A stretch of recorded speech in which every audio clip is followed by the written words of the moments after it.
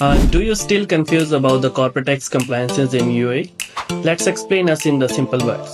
So the registration and annual filing for the corporate tax is mandatory for all the companies regardless of free zone or the mainland.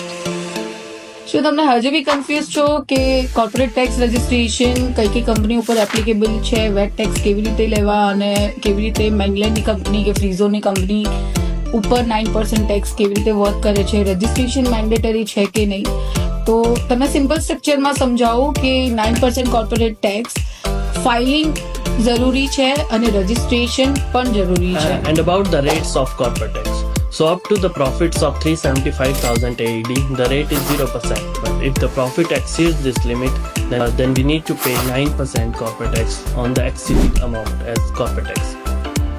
3,75,000 સુધીના profit પર તમે applicable નથી 9% tax ભરવા માટે. 3,75,000 ઉપરથી અગર વધારે પ્રોફિટ તમે શો કરો છો કંપનીમાં, ફ્રી ઝોનની કંપની હોય કે મેઇનલેન્ડની કંપની હોય, 9% કોર્પોરેટ ટેક્સ મેન્ડેટરી છે. But in some cases, we can take the benefit of 0% taxes in the free zone. That depends on the activity and which free zone we are doing the business. પરંતુ અમુક કેસની અંદર free zone કંપનીઓ 0% ટેક્સનો benefit લઈ શકે છે. It depend કરે છે કયા ફ્રી ઝોનમાં કંપની છે. For more information, contact us.